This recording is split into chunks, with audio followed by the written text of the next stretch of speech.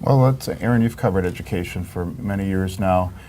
Talk about, so assume that most of these things are going to go through, right? Some might get vetoed or trimmed or shaved a little bit by the governor, but what's the headline then at the end of the budget? What has happened to education? Who's running education policy?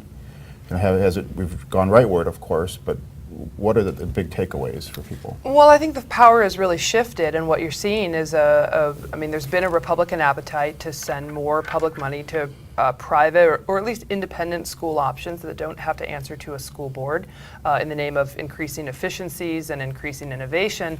And I think that's where you're going to see the power really shift. I mean, this whole budget has really focused on kind of reducing districts' impact a little bit, and in the long run, if some of these options are expanded, it will, in the long run, reduce some of their funding as well. What the sentiment is that districts will sort of rise up and compete against these options. It's a little too early to tell what kind of effect that's going to have on, There was one achievement. group that I was interested in that you didn't mention in today's story, and that is, in the past, it's mainly been a fight between Republicans and the teachers union.